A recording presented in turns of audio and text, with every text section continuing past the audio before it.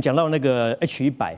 我刚一查，报价就3万美金起跳，新一代的这个 V200是5万美金起跳，而且单片晶片无法运作，你买一个最简单的 server 要8片，好，8片乘一个 server 要50万美金啊。那你买这些晶片硬体之后还不够，还有一个 data center 资料中心，包含电力、巨量的一个冷却系统。中国贵州那边就有3栋来当 data center， 主要是省电哈，还有网络流量。还有这个新建设施，所以这个资料中心很花钱，人才的研发、培育、挖角又要花钱。但是钱花下去之后呢，现在的 ChatGPT 1个月才给你收20美金嘛，我费选了才收200美金，纵使有钱赚，也是杯水车薪。AI 如果是未来的趋势的话，当然现在大家一窝蜂的投资，还是必须要注意到风险啊，特别是债市最近有一些端倪啊。美国银行这个首席策略师啊，他就指出。他说 ，AI 巨头呢，在这一年啊，拼命的发债啊，包括刚刚我们点到的几个哈，像 Meta 啦、甲骨文啦，甚至是云端巨头等等，都在借钱。那问题来了，就是说呢，如果说 AI 这么赚钱的话，为什么大家还要疯狂的来借贷啊？尤其是他们提供了一个数据啊，甲骨文的债务股本比，居然是高达500%。那市场也惊爆出呢，像是 Meta、Google 跟微软呢，都在延长设备折旧的年限。那透过这样的方式，希望能够达到美化财报跟获利数字的目标。所以股价高，获利又被垫高。那刚刚提到说，虽然有现金流，可是呢，现金流到底真实的数字、真实的状况是如何？哈，大家才会因为这些种种的因素去考量到说，会不会有可能泡沫化呢？现在这还是一个问号，就是既然它是一个趋势，既然大家都要投资，可是为什么 AI 的泡沫现在大家讨论就是从债市端呢来看，有没有可能会引爆的危机？这部分庄老师是刚刚主持人讲到这个 Oracle 的债务股本高达500%，就相当于这个营运的债务是股东权益的整整5倍，听起来吓死人哈！一般企业应该早就垮了哈。那 AI 很花钱，我打个比方，就好比说在一个富丽堂皇的歌剧院里面上演音乐剧，那观众满坑满谷拍手叫好，就歌剧院老板抱怨说会赔钱，会倒闭。为什么这样呢？因为 AI 啊很花钱，第一个花在硬体设备方面 ，NVIDIA 的这个晶片啊单体啊，我们讲到那个 H100。我刚一查，报价就3万美金起跳，新一代的这个 V200是5万美金起跳，而且单片晶片无法运作，你买一个最简单的 server 要8片，好，8片乘一个 server 要50万美金啊。那你买这些晶片硬体之后还不够，还有一个 data center 资料中心，好，给它储放，包含电力，还有巨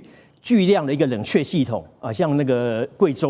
中国贵州那边就有3栋来当 data center， 主要是省电哈。那具有的一个冷却系统，还有网络流量。还有这个新建设施，所以这个资料中心很花钱。第三个呢，人才的研发、培育、挖角又要花钱。那这钱花下去之后呢，现在的 ChatGPT 1个月才给你收20美金嘛，然后 Pro 的 Professional 才收200美金。那纵使有钱赚，也是杯水车薪，而且还有个时间差，你可能1年后、2年后、3年后才入账。所以第一点有这样问题。第二个呢，债券到期，因为长久以来资讯科技产业习惯去借钱，因为属于低利时代。那你低利借贷，这个债券到期之后，就只好再借更高利息的高轨债券回来抵，又花一笔钱。对，再来就是你有可能要发股利啦，或是要 buy back， 要买回库藏股等等，又要花钱。所以为什么财务报表不好看？就是这样。当然，主任刚刚问到了，这种搞法是不是压住成本，还是掩盖亏损？坦白讲，2个都有。我举例哈，一个 server 就是 GPU server， 它可能15万美金，折旧是3年，每年摊列成本是5万美元。你把它改成5年，每年摊列3万美元，1年就省了2万美元，财报就好看。对，就好看的。事实上呢，这个都无助于掩盖了这个整个产业的一个研破状况。那刚刚大使也提到嘛，有没有可能 AI 走在人类需求之前？有可能，因为产业的发展已经走在人类需求之前。那如果未来没有进一步的这个需求达成，投资下去那些就血本无归。对，更可怕的是呢，这个美国方面也有学者呼吁啊，要暂停开发 Super AI， 因为它已经超越人类可以驾驭的范围。如果在缺乏全民共识跟足够伦理规范，可以安心使用之前，还要暂停研发，我想这都是对我们这个产业的一个严格考验。所以是不是有一个关键性的问题，就是说供需的问题啊？是说我做了这么多这个投资，这么大量的投资，但是未来的需求到底有多少？哈，这个。你可以想象，如果是制造的人，他当然希望他要去创造那个需求量出来。那当然，这个有一个问题就是说呢，最近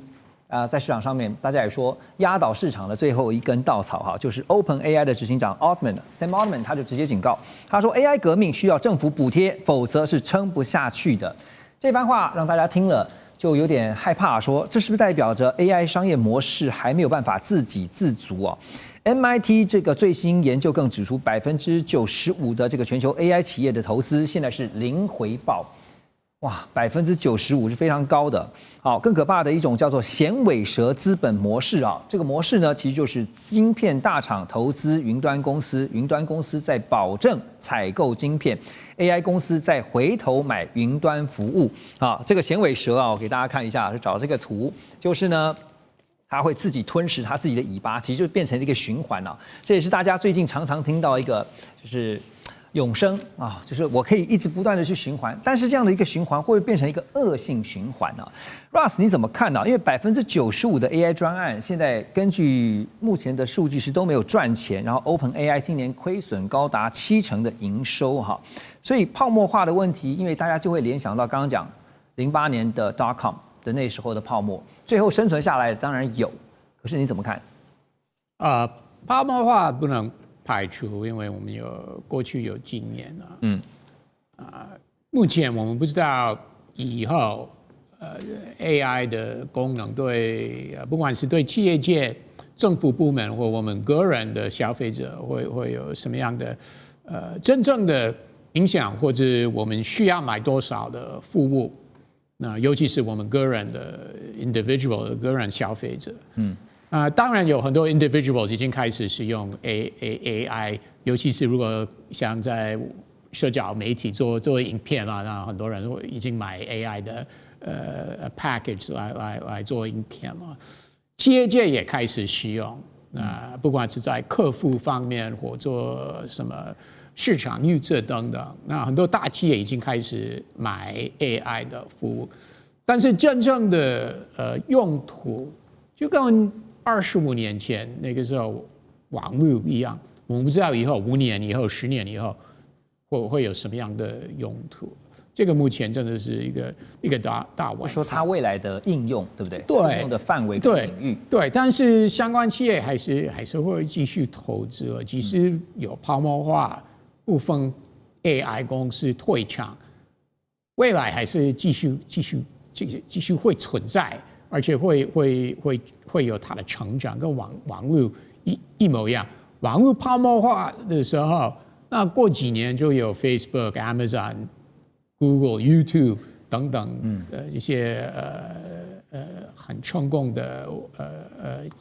网络企业出来。对，那 AI 也会一样，就是很难预测。但是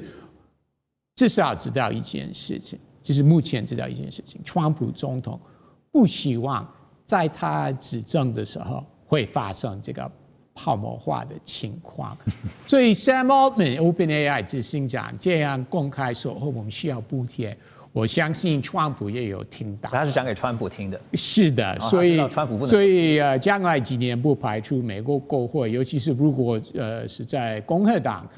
的两院在共和党的手上，那补贴可能会到位了。而且从中国的角度来看，我也相信中国政府习近平等等也不希望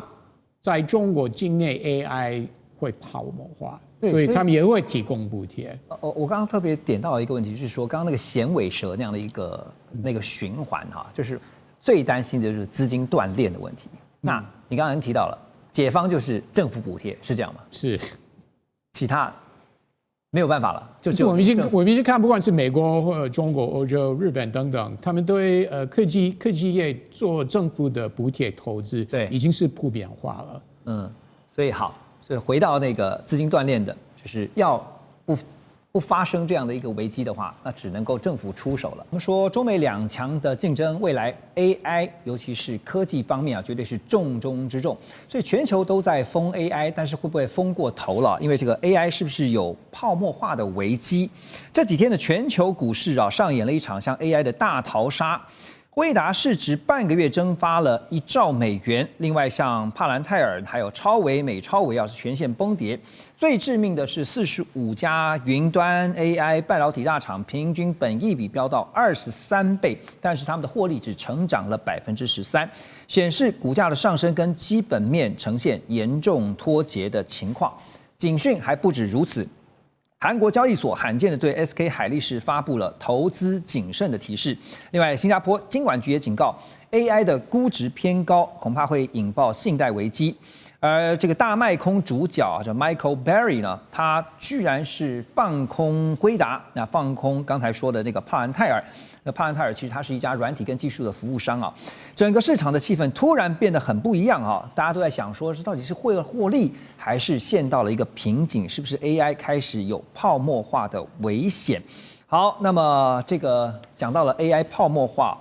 大使，因为我们曾经在2008年就08年那时候 .com 这个网络泡沫化的危机哈，大家感觉好像会不会是又来一次这样的一个泡沫化？您觉得怎么看？这有不同的说法哈，不过一般的认为就变成就是说，最近的这个美国的大的 AI 公司之间哈，彼此互相投资的例子很大，而且金额也很大，比如说像这个 NVIDIA。跟这个 Mega， 然后最大还有这个 OpenAI， 对，还有这个这几个大的厂里面，甲骨文也是，甲骨文 Oracle 他们彼此互相投资有时候都是3000亿、4000亿美金的这种大的投资，那所以就变成好像看起来并不是市场这个有新的资本进来，而是大公司之间相互的怎么样，互相的投资，那好像有这种制造这一种形象，好像这个这些公司都受到大额的投资，那就有人怀疑他是不是在进行这个股票的这种股价的操纵，那就变成就是说有一点点信心动摇。所以像 Oracle 本来它就是说它的股价在它宣布应该是 NVIDIA 对它投资了3000亿美金的时候它事实上它当天的股价就涨了30%。可是问题后来的几天就一直往下跌，一直往下跌。虽然它有拉起来，可是现在跌回到它在涨价的那个30%，它到回那个水准。那这里面最大的一个大家要怎么讲？大家要怀疑的就变成说，其实 AI 这个产业是不是这么好？就跟 .com 的产业一样是不是跟它当时这个.com 这个整个 bubble 破的之前？大家认为就是 .com business 好像这个市场远景好得不得了，那因为这个是一个新兴产业啦，我认为这是一个新兴产业。是，那你可以看到像黄仁勋这些产业的领军者，他们做出来的预测当然是很这个远景非常好那未来可以创造多少利润，市场有多大然后他们要多少投资多少，画一个饼嘛。画一个饼，因为它是高科技的。那也有不同的科学家在场，有不同的意见啦。他说是好，可是并不是想象的那么大。它的应用范围可能也不是在短暂的时间它可以创出这么大的获利，或者有这么大的市场空间。那这个就是说也有这个说法。不过我看最近有一个就是 Goldman Sachs 的一个报告他们认为这个现在的 AI 产业并没有 bubble。他说。为什么呢？他说他去研究了，他认为就是说由这个 Magnificent Seven，也就是 AI 产业里面领军的7个美国的公司，他去调查他们的这个内部的这个所谓的 cash flow 就是说它现金的周转，他发觉还是非常非常的充裕。然后呢，这些公司因为它有很大的现金流。所以他们在进行所谓的自己股票的回购，还有自己股票的这个股利的发送的时候，他说都非常非常的正常，没有任何有这个有 bubble 的迹象，也就是说这个泡沫的迹象。是，所以他们认为这个产业还是充满了活力。那当然就外界的一个比较大的一个就是说。大家比较诟病的就是说，这几个大公司之间相互的投资，相互的投资，而且金额非常的大。那对这一点有产生怀疑。那至于 AI 产业是不是如他们这些主要的这些黄仁勋啊，或者几个这些领军人物，他们所描绘出来这么大的愿景啊，可能要打个问号。有人在怀疑，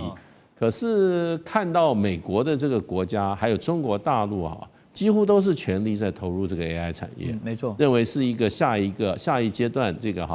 人类的产业的最主要的领军产业。而且就这个中美两强来讲的话，也是未来在竞争国力上面的一个非常重要的关键关键，这是一个关键产业。那中国大陆也是大量的资本投进去，所以你要光说美国人说这个产业说那么好，你会怀疑的话，可你看中国大陆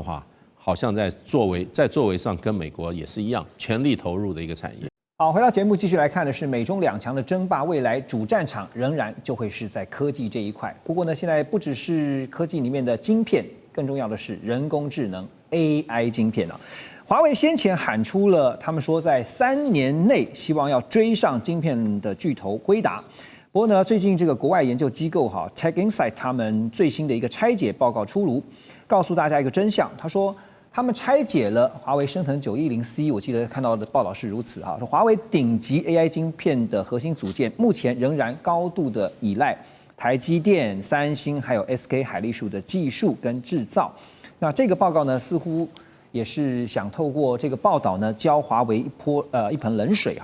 这个报告当然显示是说，华为在核心组件上面确实存在着短板，而且也暗示了华为在架构设计上的自主性可能还有一段路。好，当然华为呢，当然知道短板是存在的，所以他们才喊出3年追赶那所以这个3年是代表说他们预留一个战略的替代期嘛？这3年好好的想办法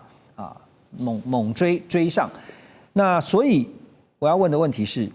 陆老师，您觉得华为说在3年内他们希望能够追上 NVIDIA， 就是辉达他们必须先克服哪些难题？对华为来讲，这的确是它的一个战略性目标，而且3年追上是相当具有挑战性。但是9月18号，华为的这个副董事长，也是他的轮值董事长徐志金，就在他的全年接大会里2025里面，他大肆宣传他的这个计划。那他主要是有2个策略，一个就是超节点它的 Super Pod 来设计新一代的 AI 晶片。第二个，他用重级的方式，重级就是不断我一个晶片打不赢你，我用两个打不赢你，我用4个，这样一直的加，所以它可以加到15480个升腾系列的 AI 晶片来共同努力，作为它 AI 算力的基础。因为 AI 算力基础就在这个晶片。那晶片以它目前，它的确是落后辉达只有说它可以做到辉达 NVIDIA H20的部分，它是可以做到，这没有错。但是它还没有办法赶上辉达的这个最先进的 H200、H100这样的一个先进的晶片。那它最主要这次的论点是这样子，他觉得说，为什么以前微软有 Microsoft 它可以整个 Windows 系统统治了这个电脑，那 Apple 呢用 iOS 统治了整个的手机？他说，重点是在于这个生态系。他说，我们 AI 要建立一个生态系。那辉达利用它的 CUDA、Blackwell， 它现在建立它的生态系，所以我们怎么打不赢它。那这样子，我这个华为，我就把我的开源放出来，我邀请所有的前后链的供应链一起来加入我这个生态系统，我们共同来打这个3年之战，让所有有志于想要跟辉达拼的人一起来加入这个战场，来共同跟辉达打一场战。我想他的一个策略应该是这样子，而不是单纯从晶片。如果单纯从晶片，它是绝对没有办法做出像台积电、三星目前这个晶片这个先进的这个制程。这是它第一个困难。第二个困难 ，HBM 超高频的这个记忆体，它到目前也是没有办法做。以中国大陆现有的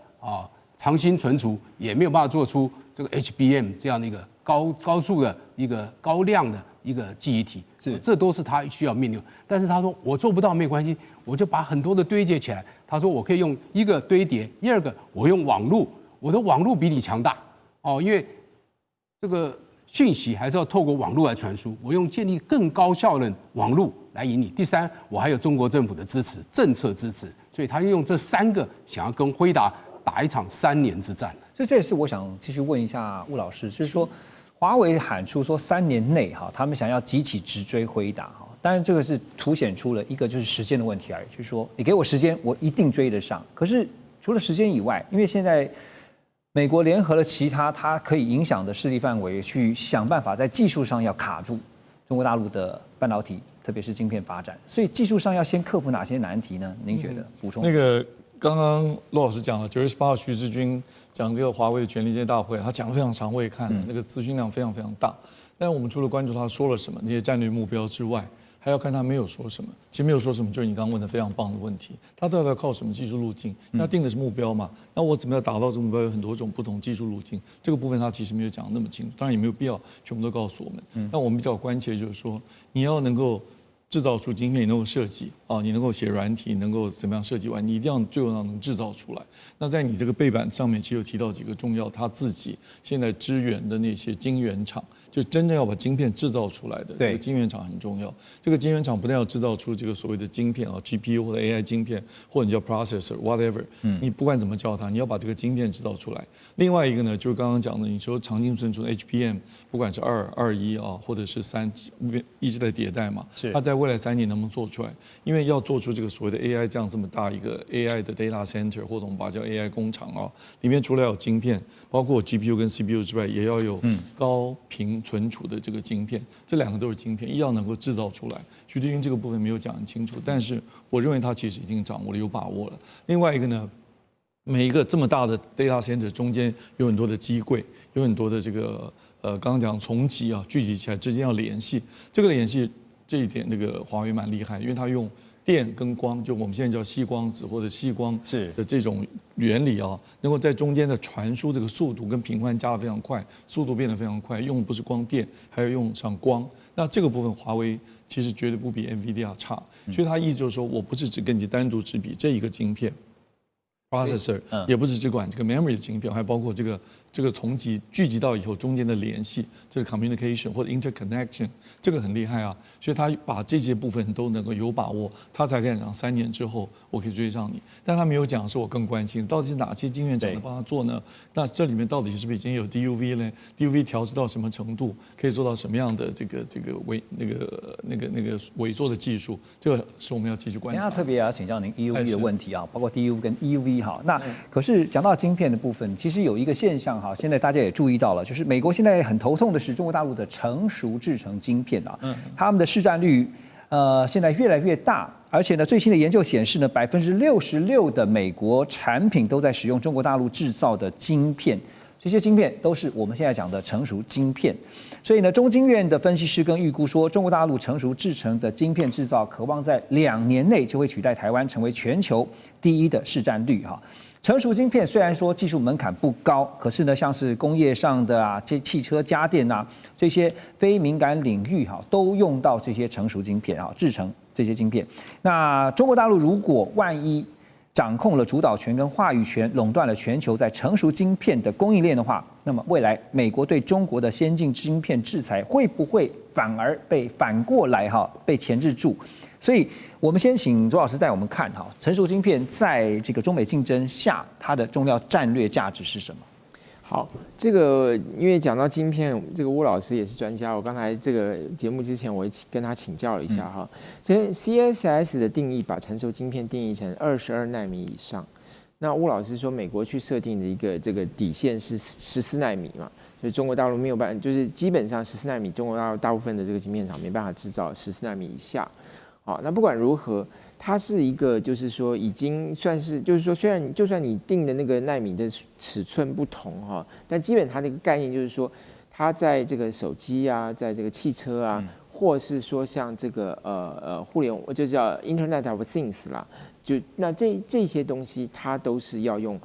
成熟晶片，所以绝大多数我们的生活所需的这些晶片是来自成熟晶片，这是第一个。为什么它会比这些先进制程的影响力还要大？因为它的面向非常广泛。对，第二个，现在讲到就是说，未来美国会不会变成完全高度依赖？刚才这个何荣兄提到了66%，事实上这个数字我看是可以有的讨论的啊，未必真的是如此。为什么呢？因为现在大家对于中国大陆的制程到中国大陆的这个产能到底有多大？其实专家是没有共识的，哦。那这样当然前2年是说中国大陆大概占全球28%了，我认为这个比例一定很高，而且呢一定是不断还会增加，因为中国大陆它盖工厂速度也很快，所以它的成熟制程的产能不断扩大，这是事实。问题是大到多大，以及对全世界的影响，对西方国家市场影响多大，这就是一个问号。比如像说很多工厂盖出来，但是它到底能够生产多少片，它的良率如何，这个每一家工厂不太一样。所以这个本身能不能有一个精准的估算？你现在盖出来的时候，它是设定是说它能够产多少，可是因为这家新的工厂的产能，其他家的工厂可能也会调整，所以它是一个动态的过程。然后它真的是不是能够产那么多，以及产出来的良率，这是另外一个问题。第二个问题是什么？就是到底中国大陆的晶片产能是多大程度满足了它国内的需求，然后以至于它可以外溢到全球，还是说它国内需求都没有办法满足？有的认为说它已经在全球扩散了，就是说全球很多国家都是依赖中国大陆的这个成熟制程、成熟晶片来作为它主要的生产需要。对。但是也有的估计认为它只满足了它国内的不到20%，所以这个估算又千差万别。那因为它本身国内的这个电子产业或其他各方面产能也都很大，也都需要晶片。不是凸显出刚刚吴老师也点到了，就是依赖的问题哈，就是当你这个比例越高的时候呢，未来被它钳制住了怎么办？所以，现在大家也在看是未来就是变成是美中两个大的这个架构，就是说两大就分得非常的清楚啊，一个是美国制或者美国盟友制的，对。我可以补充一下，刚刚左老师讲那个最近研究，你说66%，也许应该稍微再研究。这个数字是指说送到美国境内的那些电子产品，可能洗衣机啊、微波炉啊，其实通通算进去，里面的成熟制成晶片有66%在中国大陆制造，是指这个意思。因为晶片是一个中间产品，它不是个 final 的 product， 所以说呢是放到很多别的产品里面的晶片。对。那中国大陆这个，所以你回到你刚刚讲外溢啊。这个就是中国大陆制造全世界各种的 devices， 它放在里面的晶片，它当然会外溢到外面去，是透过这个途径，而不是直接它出口卖到别的国家，你再做这个产品。所以要看你从什么角度去分析这个数字呢？是吴老师，我继续请教你啊，因为刚刚我们讲到的是成熟晶片哈，现在高阶制造这一块哈，因为中国大陆现在被认为说有一个秘密武器，就是他们不断研发，因为他们现在这个。DUV 啊，跟 EUV， 特别是 EUV 被卡嘛，所以呢，有一家公司叫宇亮生科技啊，是成立在2022年，在中国上海浦东新区的这家科技公司，他们最近推出了新款的 DUV 曝光机。那一传出来之后呢，这个虽然说好，它还没有说办法做到 EUV 啦，但是已经被认定说可以支撑到5奈米的制程哈。这对于中国大陆的半导体产业来讲哈，就是说晶片自主化这件事情，确实是一个很令人这个振奋的一个消息哈。是。那这时候也看到德国蔡司跳出来，他们就说呢 ，DUV 比 EUV 还重要啊。蔡司还说呢，美国的错误制裁让中国大陆成为市场的赢家啊。所以现在在 DUV 的研发突破上面哈，这个您怎么看？就是因为 DUV 是比较，所以 EUV 是更高阶的。目前在 EUV 的研发上，您的了解哈，中国大陆的未来要突破的点是什么？华为在深圳的新凯莱在发展 EUV， 然后华为支持在上海跟上海国资成立这个你刚刚说的这个对宇亮生，他在发展 DUV， 而在今年年初这个 DUV 的原型机已经做出来，送到上海的中芯国际去做调试，这个调试可能要，我想至少要1年，到现在已经过了大半年了嘛，所以我想可能至少要1年才能做到你刚刚讲说不定努力一下可以做到5奈米，经过各种 double patterning 的方式，就重复曝光的方式。那如果真的能够运作顺利，可以量产这个机器本身，那就能满足中国现在大概有50座晶圆厂都在盖厂。那这个时候，大家都去用同样的技术去往7奈米、5奈米，就刚周老师讲所谓的先进制程晶片这个领域去冲，那这个对全世界影响都很大。也能够像刚刚讲的满足中国国内自己的需求，因为光华为的手机就需要非常多的7奈米、5奈米甚至更小、更微缩的晶片，就要从这个角度讲。这是讯息本身。那回到刚刚讲蔡司说 DUV 比 EUV 重要，蔡司那篇文章我当然很早就看了，它是按照全世界的市场来讲，所以如果你美国当初只想控制 EUV 不卖给中国，这好像错了，你应该连 DUV 也要一纸限制，因为 DUV 所产生出来的晶片的总数，虽然它是成熟制程，好像没有那么 critical， 可是它的总数量比较大。结果你把这一片市场，因为你没有限制，现在整个中国大陆的 DUV 的总量从 ASML 买去绝对超过1000台，如果加上其他的什么测量机啊、步进机老的、应该超过1500都有了呢。是。那最近去年前年有大量采购，所以量很大，它就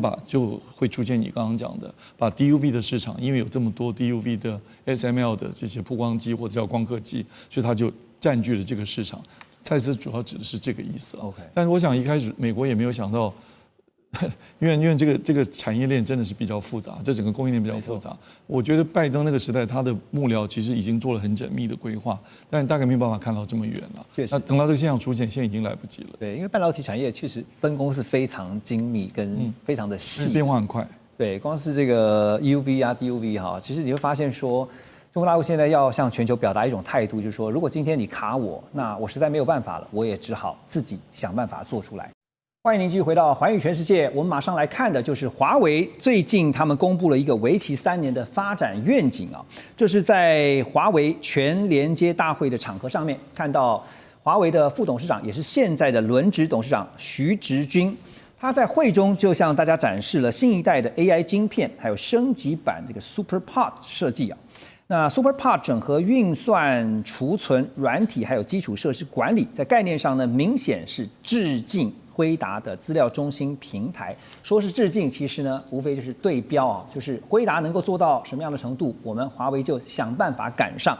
好，这场大会的核心亮点呢，也在于另外一个，就是新亮相的 Unified Bus 这个互联协定。理论上呢，能够把多达15488组的升腾 AI 晶片串联起，变成一个庞大的系统。而华为也宣称呢，这项协定资料传输的速度将比辉达即将推出的 NVLink 144还要快上62倍。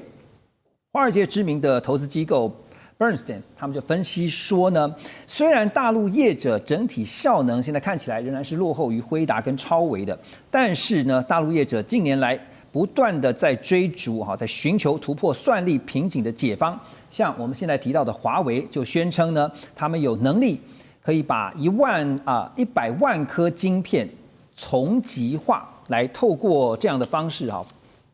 追上这个跟辉达之间的技术差距。好，那我先请教张老师啊，我们现在提到说 SuperPOD 这个设计，因为这次看到在华为的大会上面有新一代的 AI 晶片，还有这个升级版的 SuperPOD， 它的原理是什么？用比较简单的方式来说的话，其实之前应该是中国被美国制裁，不能去买比较先进的辉达晶片嘛。那其实在中国这几年来一直不断的想要去突破美国的封锁，以前是讲的小院高墙嘛。那一直不断的去试。那我们其实也尝试着去看中国的几间公司它的专利的状况。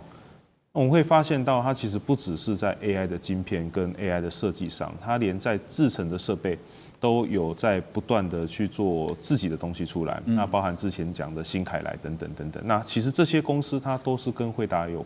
都是跟华为有关系的。因为你不可能凭空生出一个半导体晶片，或凭空生出一个什么新的技术。那主要还是要靠怎么样去做它。那怎么样做的状况下，就是要有去设备。那今天这个技术呢，它其实因为刚有提到，它被美国制裁，它不能买比较应该说先进的设备，然后来去做我的先进的半导体晶片，所以我就得用某种程度的方式去把它串联起来，来达到我现在所需要的算力。那比如说我从住平层，然后再做到变成住高楼，那让我的资讯的串联速度能够变得很快，来达到现在那个辉达它的需求，那大概是这个样子的感觉。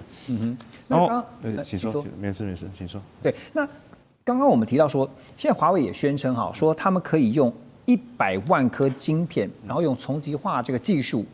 然后呢达到的效能其实不输给辉达。是，所以这个从极化又是什么呢？从极化就比如就像我刚刚讲到的，就是把它全部连在一起，能够让我里面的资讯能够跑得很顺畅，然后能够沟通得很快。但是这个从极化会遇到一个什么问题？就是我今天把它叠高的时候，它的散热怎么办？那我的资料传输的时候，如果假设这100万颗当中有一颗坏掉，它会不会整个都坏掉？那也会有点像是我们之前在台湾很引以为傲的 CoWoS。那我就是把很多杂七杂八的系统全部都叠在一颗晶片上。那华为这个其实也是类似 CoWoS 这种感觉啦。那我们讲个比较台湾人可以理解，因为台湾人每一个人都对半导体算是非常的了解啊。好，那如果这个万一一个坏的怎么办？那万一碟坏了，万一粘坏了怎么办？所以大概是这个样子。所以它的关键在于未来的散热技术。其中有一个是非常关键，就是散热。对，不只是散热，那再来是怎么样它连得比较快，怎么样把它粘得好。对 ，OK， 都是可能未来需要观察的一个方向。好，其实提到了华为不知道大家有没有注意到，说华为从2020年。那时候失去了台积电代工合作的机会之后呢，已经有好几次都没有发布新闻稿，然后呢就直接告诉大家他们出价这个就是说上架新的产品那9月18号，刚刚我们提到的华为全连接大会呢，这次呢更是看到规模比照辉达的新品发表会也大肆的宣传。而且呢，刚刚我们提到这位徐直军，他也详细的向外界来介绍华为的公司最新技术，而且呢，很高调的发布了未来整个华为的大战略跟大蓝图。好，那所以大使怎么看？因为当华为每一次有这样的一个重要的大会，美方也在看，美方当成观众来说，当然他不可能只是当吃瓜的观众他们也看。那包括像是听简报的美国的商务部啦、国务院啦，甚至是白宫，川普也许真的没时间看但是他会底下的这些幕僚会看。美方看到之后，您觉得他们会有相关的什么反应或动作吗？就继续堵那个好像一面墙都在漏水，继续堵。好像就是他继续那个漏水地方把你堵起来，基本上就是要你死，就是这样，就是华为要你死掉。那问题就变成华为也很带种，他跟美国对打的时候，他通常都说：“我告诉你我要怎么做，我告诉你我怎么做，我东西出来我也不藏着掖着，我就高调宣布，老子又突破一点了。”他就是这样子玩啊！你美国对华为今天制裁10年前就开始啊，华为当初那个手机，我当年在那个海外看到华为手机的时候，华为那个整个的它的那个趋势是怎么样？要把苹果都要干掉的。那个手机在那个我起码我在纽西兰看到，哇，那个旗舰店那种开法，那个广告的做法，你已经感到说那个 Apple 的时代结束了。那当时就是美国人就开始把华为就是把你往死里打，连孟晚舟都给你抓起来了。对，所有的实体清单，第一个就是华为，什么都不给你。对，你根本就是被他连他的这个 Android System 他都不给你用，那就要你死啊！那华为就是靠着明着打。那当然就美国商务部来讲，他基本上还是在继续怎么样卡你这个发展的，就是说你致力发展的这个机会嘛。不，前一阵才把这个 HBM 也给它禁掉了，对 HBM 也禁掉了。然后呢？这一部分我觉得还会基本上还会对它的周边的公司比如说啦，今天华为做光刻机的好几个公司，我听说有3个公司它列入实体清单，它去查你不准卖嘛，它不准你卖你所有的这个技术，你的设备就技术把你卡掉，所以美国就是不断的卡你，然后呢把你东西都明着来那现在来讲，我觉得就是说。美国会发觉越来越可能，就是说，在实际上这个长远的来讲，对中国大陆来讲，你逼着它做全产业链的发展，对，不但所有的关键这个零组件它自己做，它连设备都得自己做，它本来还不会进军你这个设备，就是半导体的设备，你现在搞不好做连设备，你像他现在搞这个光刻机。没事就给你公布一下，我又搞了一个什么新的什么专利，我这个上海电子微电子又怎么样？我的这个哈工大又有什么？他就不断的在这边突破，所以我觉得就是说，美国跟国务院跟白宫基本上现在没有改的方向，就是继续堵它，继续堵。看哪里有漏洞就堵它。大使点到一个重点全产业链的发展是被逼出来的所以不管是硬体也好，软体也好，特别讲到软体这个 Android 不给了以后呢，华为自己就做了一个 Harmony OS 鸿蒙的系统那当然这个接下来在半导体的竞争之后，现在看的就是 AI 的算力啊，尤其人工智能这一块，将来一定是兵家必争之地。阿里巴巴呢，也向市场传递了一个明确的讯号啊，在24号他们宣布要扩大 AI 云端基础设施的投资，说未来3年呢要投入将会有超过今年2月所设定的3800亿人民币的计划，而且呢要发布最新大语言模型 Owen3 Max， 延续年初大陆国产 AI 模型的研发热潮。当然，这个消息呢也带动了他们的 ADR 股价呢猛涨了8.4%，到了176.76美元。好，所以说这个看来啊 ，AI 不但会是中国大陆经济产业成长的引擎哈，也会是 A 股的引擎吗？那这两者之间有什么不同？聂老师，你的观察？当然，我们股市是经济的橱窗，大家都是全民运动嘛，这两者本来就是很互动的。那 AI，我们大家都知道 ，AI 是我们的未来，你懂 AI 就有未来，对不对？AI 很清楚嘛，我们从数字来讲，只要你 AI 推动了整个这个产能的这个结构的变化，然后一直往上推动 ，GDP 一定会成长。然后当然会有一个良性互动，它实体中呢，当你 AI 的这个实体经济成长之后，当然就会回来让我们的 AI 的这个未来的这个资本的支出会更好。而我们现在世界就是需要所有的 AI 的动能，因此呢，这个 image 被所有的在投资股民知道的时候，当然股市就会好。所以我觉得这两者之间呢，你说有不同吗？当然它是两个东西，但是呢，实际上在 AI 推动之下都会往前推。我们在经济学有个很有趣的东西啊，叫做 economics push， 就经济推动，把这个我们股市也可以推动，房地产也可以推动。现在啊，我觉得全部改了，就叫什么东西？什么 push 呢？就是 AI push。只要 AI 好 ，GDP 会成长，我们股市也会增长。但是股市比较不一样，股市是短波的，有涨有跌啦。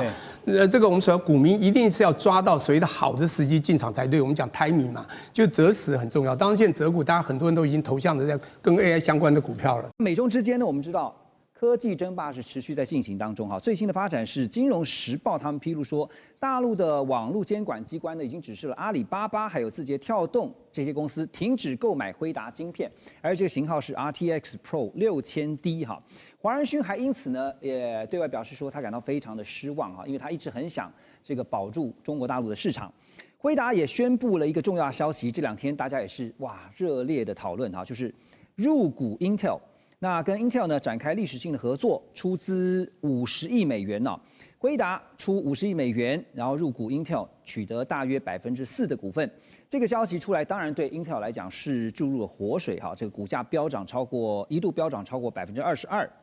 而根据目前双方的协议内容啊，要共同开发多世代，就是 X86 哈 X86 这个 CPU 的产品，然后应用在资料中心跟 PC 产品。黄仁勋也透露，这项合作呢要瞄准的是年产值大约500亿美元的庞大市场，其中呢资料中心跟 CPU 的市场大约是250亿美元，笔电的市场哈每年销售是1.5亿台。我要问一个技术问题啊，因为君老师今天在哈，从技术面怎么去看辉达这个入主 Intel？ 好，那其实如果先讲这个，我们必须要先看一个东西，就是既然这里面有好几个名词嘛 ，CPU 是什么东西？CPU 我们一般中文把它翻译成所谓的这个中央处理器。对。那另外一个叫 GPU 就是我们讲的图形处理器的这个部分。对。那 CPU 我们简单讲就是一般以前我们在电脑运算的这个大脑的这样子的一个概念。那 GPU 呢，最早，其实大家回想，辉达以前其实是做影像、做这个游戏晶片的。那后来转型在所谓 AI 这样子的一个晶片上，为什么？因为后来有证明，我用 GPU 用绘图的这个图形处理器的这个晶片来跑所谓 AI 的运算是特别的有效率，速度更快。对，速度更快，特别有效率这个部分。那所以在这一个部分来讲，这个其实我们看到的是在这里看到的是辉达还有这个 Intel， 其实还有第3家叫做 AMD。那 AMD 其实这3家来讲，它的恩怨情仇其实是有的。为什么？因为其实在讲 Intel 讲 CPU 的时候，我们会讲到 Intel 是这个以前个人电脑时代这个王者。那可是老二是 AMD。那如果讲到这个 GPU 的时代的时候，我们想到的是辉达是老大，那第2名是 AMD。也就是说，在这个 AMD 是 CPU 跟 GPU 都有做，可是，在 Intel 来讲，它 CPU 是强项，对，它的 GPU 很不好。那同样的，这个辉达它 GPU 很强，它想做 CPU， 事实上它也有做 CPU， 所以它在先前的这个 AI 的伺服器的晶片里面，它也有推出它的这个 CPU。但是对于它来讲，毕竟 Intel 在 CPU 的这个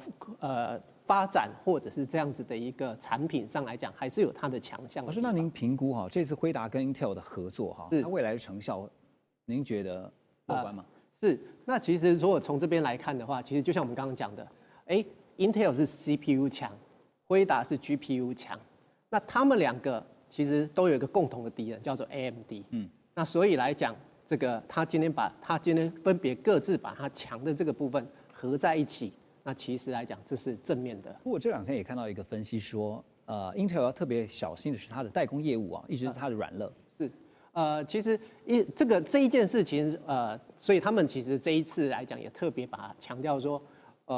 这个他跟辉达的合作其实并不涉及到代工的这个部分，还是会把它这个交由台积电来做这个晶圆代工的制作的这个部分。那在这个 Intel 的代工的这个部分来讲，它其实先前的这个它的代工只针对自家 CPU 来做代工。对。那可是呢，这个受限于这个制程能力上来讲，还是输给台积电。所以这个部分来讲，事实上来讲是它的这个软肋没有错。所以为什么我们会这样讲哈？就是因为其实这两天也讲说会不会影响到台积电哈？因为台积电主要做代工业务的哈。是。所以你在画面当中也可以看到，包括这次两个巨头，就是黄仁勋，另外一个呢就是 Intel 的这个执行长陈立武啊。陈立武是说呢，台积电一直都是辉达跟 Intel 长期的优秀伙伴哈，我们将会继续跟他们合作。黄仁勋说呢，台积电的制程技术、执行节奏、产能规模、基础设施，还有业务营运的敏捷性，他用了一个字来形容，他说 magic 啊，是充满了魔力的哈，实在令人赞叹。可是我们要问的是，到底这两巨头的合作，他们背后真正打的算盘是什么？安阳老师。就延续刚才张老师讲的哈，第一个 Intel 是非常聪明的一个公司啊，它是最早进中国设办的半导体厂的，然后它完全了解怎么在北京跟华盛顿做一个运作啊。那他这次拿了 SoftBank 2个 billion 的钱 ，SoftBank 有 ARM， 那拿美国政府9个 billion 的钱，拿 NVIDIA 5个 billion 的钱，我认为他下一步要去拿 Microsoft， 然后因为 Microsoft 有 Hyperscaler 跟 OpenAI， 那拿了以后基本上就很完整了哈。那陈默刚才讲的，这是一个强强联手。那你有 CPU 跟 GPU， 它里面要的是 architecture 跟 ecosystem， 也就是这个半导体里面最重要的一件事情。那 Intel 有趣的是哈，将来刚才提到有关它的 foundry， 现在是它一个头疼的问题。可是你现在因为有美国政府，你有可能在美国政府鼓励的下头，要求美国 fabless 的公司你必须要踹 Intel 的 foundry， 是，也有可能在美国政府的要求下、监管下，中国的 fabless 不能在台积电，可是可以在 Intel 的 foundry 下单，然后 Intel 的 foundry 也有可能，它可以，就是说 Intel 将来一分为二 ，foundry 跟 fabless， 那 foundry 呢可以去并美积电，可以并 Global Foundry， 那台积电这次是吃了闷亏了，就是说你被勾去到美国，你盖厂时间要多3倍，你的成本要多5倍，在台湾请全国之力，水电无限畅饮，工程师为国争光，去帮台积电做，可你在美国的时候不一样，美国的工程师工时短。这个要求又高，工资又高，那台积电的美国工程师英文也不行，也不知道美国的潜规则，所以学习曲线非常陡峭。而 NVIDIA 是个非常聪明的公司，台积电是把摩尔定律 stretch 到极致，它用2奈米，现在2奈米苹果拿了一半，可是 NVIDIA 根本不急得跟，NVIDIA 不会当白老鼠，所以 NVIDIA 只要在3奈米就好，它只从4奈米到3奈米，而它因为有很强的architecture 跟 ecosystem。所以别人要跟他竞争，必须要跳到2奈米跟他竞争。所以 NVIDIA 成本又低，价格又高，拿3奈米打边2奈米，大赚。对，所以最近有人说 Intel 好像是个洗3温暖一样哈，就是你记得吗？这个陈立武还之前被川普奚落了一顿，好，就他立刻辞职哈。为什么呢？因为在画面当中这位就是美国共和党的一位议员啊，参议员，他曾经就质疑说陈立武呢。跟中国大陆企业的关联，还有呢，包括陈立武前东家就是易华电脑所涉及的一些相关的案件哈，所以当时呢，川普就说，那这样的话，陈立武应该赶快就交出你执行长的职务。可是最近又听到说，陈立武真的是不错，人很好哈，这个继续的带领 Intel。日本吃过亏啊，蔡老师来告诉我们一下，日本的前首相田中角荣啊，曾经就被美国提供的资料被迫下台啊。这个日本学到的教训，你觉得有哪些值得大家参考？田中角荣这个人的话，跟我们台湾事实上有深切的关系啊，因为我们用2个手板，刚刚的第一个，稍微给各位观众看一下，我们看到1972年跟中华民国断交那个人就是田中角荣，他也去北京跟中华人民国建交，这是田中角荣。第二个的话，我们可能要看一下，他是首相，他的基本 data， 这个人叫田中角荣，他就是连续2任的一个首相，从1972年到1974年是日本国的一个首相。是，然后他的问题点是在金钱的问题点。那金钱就是因为日本的全日空要买新的飞机嘛，要买新的飞机的话，总是说这个飞机怎么来怎么卖的话，这个就会有牵扯到钱的一个问题。但是田中角荣，因为他个人的一个个性，他的个性就比较海派，他是来自于尼加达那种土财主那地方，他就是有一个日本列岛改造论的一个人，然后把整个日本改造，所以他的思维就是钱嘛。钱嘛就是这样，有钱就能解决问题。他很海派的，这个 K 议员每次到他们东京的住宅就会给钱什么什么，而且他的女儿叫做田中真纪子啊，曾经在众议院有见过他1次啊，就是很凶悍的。但是被搞下来的，被搞下来，就是他对钱真的是蛮客气的，蛮客气就会给钱，所以在1974年他就下台，但是他希望能够再次的上升，他希望跟钱脱离关系，所以在1976年美国搞一个什么洛克希德事件，就是说你的这个全日空啦，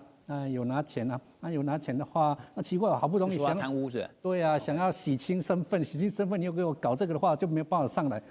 连跟他在一起的议员，因为议员嘛叫等那你身境干净一点，然后再跟上去。但是你都是挺他的，那既然挺他的话，你们这些都有问题，所以整卦就下来了。所以田中就结束他的政治生命。所以真的是这个要从教训当中学经验这个此一时也彼一时也，陈立武也得当心现在说你这个好棒棒，然后呢带领着 Intel 因为对于美国来讲 ，Intel 是美国之光但是也得小心，像田中角荣就是一个非常血淋淋的例子。可是最近也看到说，川普这次到英国去访问嘛，特别也带了黄仁勋，还有那个 OpenAI 的 Sam Altman。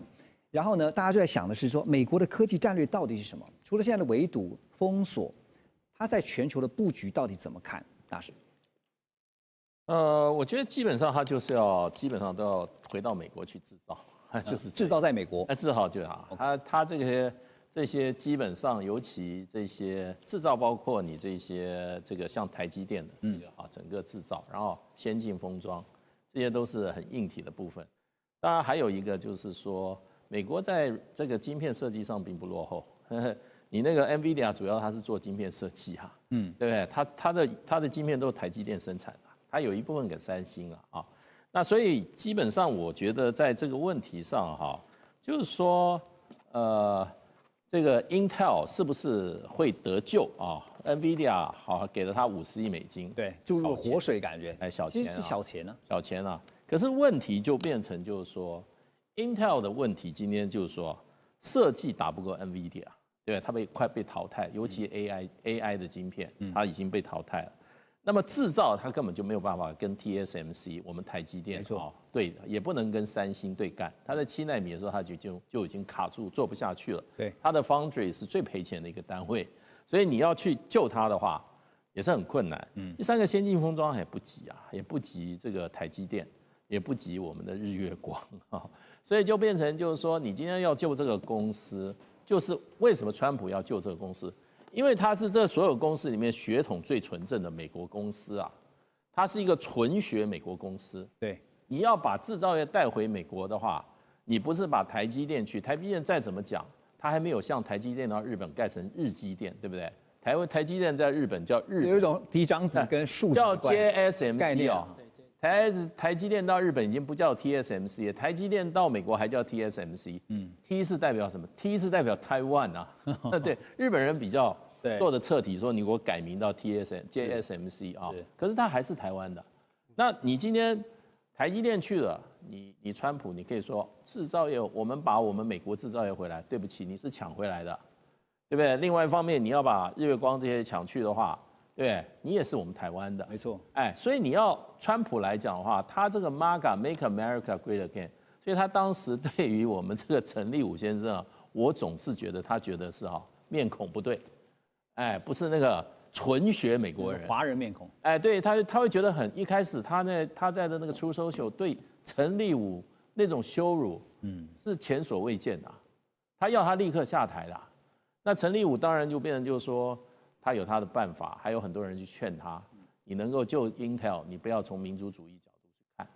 哎，所以就是说，我觉得就变成就是说，今天这一次这个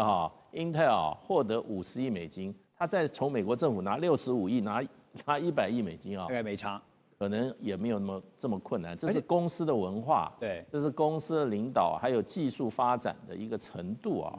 不是那么快能够赶上来的。对，所以我觉得川普是用什么？用民族主义，用政治目标来提升一个过去美国的一个所谓的一个头面的公司。纯学美国的 Intel， 代表美国在这个芯片业的一枝独秀的，可是现在已经没有那个实力了。没错，你硬是把它提上来我不认为政治力能够解决政治的力量能够解决一个工业一个工厂的竞争力的问题。所以我们说川普或者是说美国，其实他最想做的当然就是在台湾这边整个半导体的供应链呢，比照办理一套就直接在美国复制但是很大的问题是，台湾的聚落跟美国那个地方，幅员广大是完全不一样的这如果真的要落成的话呢，其实也得看川普在位置上面到底能够有多久。我们休息一下，马上回来。2025全球局势必须关注，中美赛局牵动地缘风险，连带影响台海两岸未来。寰宇全世界，关心全世界，权威分析，专业观察，客观立场。每周6日，请您准时锁定，一同关心全球大事的瞬息万变。